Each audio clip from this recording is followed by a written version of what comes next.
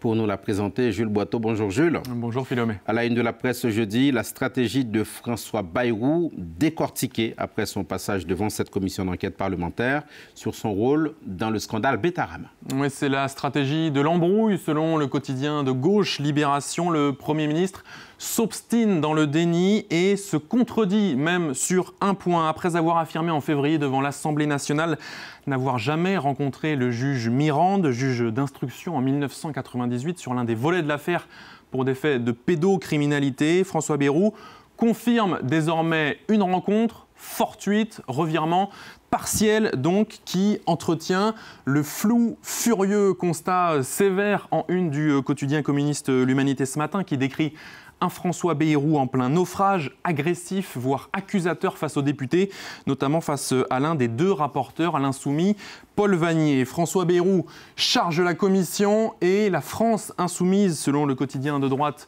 Le Figaro. Le Premier ministre a dénoncé l'instrumentalisation politique de ce scandale. Illustration en une du quotidien économique L'Opinion de cette audition. Et vous n'avez rien fait, demande le rapporteur.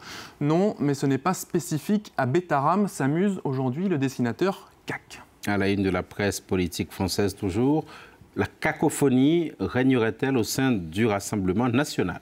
Tout part d'un sondage commandé il y a quelques jours par l'organisation Hexagone, financé par le milliardaire conservateur Pierre-Édouard Stérin. Sondage qui teste le score éventuel de Jordan Bardella comme candidat du Rassemblement national pour l'élection présidentielle de 2027.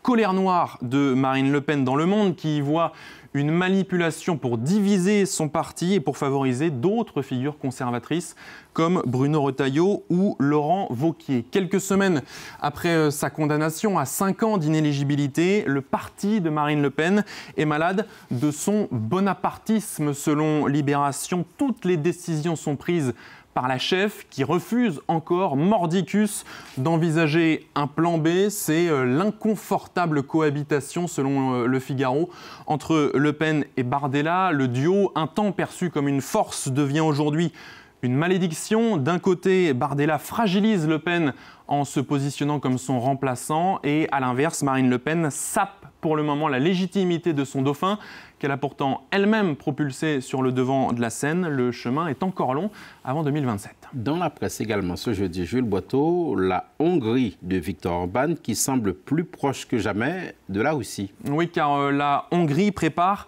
un registre des organisations financées par l'étranger. Tiens, cela rappelle une loi russe de 2012 sur les agents de l'étranger, loi qui a mené beaucoup de journalistes ou de simples citoyens derrière les barreaux. La proposition présentée par le parti de Viktor Orban vise à accorder aux autorités le pouvoir de surveiller, de sanctionner et potentiellement d'interdire les organisations jugées menaçantes pour la souveraineté nationale. Concrètement, cela inclut les atteintes à l'identité constitutionnelle, à la culture chrétienne et à la primauté du mariage, concept très large donc, perçu comme une atteinte aux médias indépendants selon le quotidien britannique Le Guardian, médias déjà privés de fonds publics et qui dépendent la plupart du temps de financements européens ou internationaux. C'est donc une condamnation à mort dans un pays où 80% des médias sont contrôlés par le pouvoir ou par ses partisans,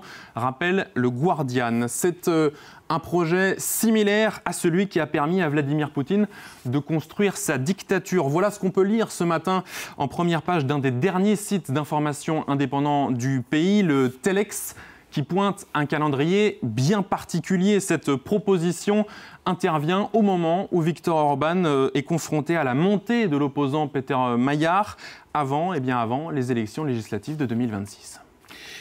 Tout à fait autre chose pour se quitter, Jules Boiteau. Allez, vous vous interrogez sur les pieds de la célèbre poupée Barbie. Qu'est-il arrivé aux pieds de la poupée Barbie? Une étude très sérieuse a été menée par des podologues sur 2750 poupées commercialisées entre 1959 et 2024. Étude mentionnée dans le média australien The Conversation et qui révèle une évolution dans la posture de la plus célèbre des poupées, particulièrement cambrée au départ pour favoriser le port des talons aiguilles. Les pieds des Barbie sont de plus en plus plats. Barbie adapte ses chaussures à ses activités. Elle n'est plus simplement une figure de beauté, elle est aussi aujourd'hui chirurgienne ou astronaute. Changement podal, car évolution sociétale. Dans les années 60, l'étude évoque qu'aucune Barbie n'avait les pieds à plat. Aujourd'hui, c'est 2 poupées sur 3 et Barbie saute à pieds joints dans la modernité. Excellent jeu de mots. Merci beaucoup, Jules Boiteau. C'était la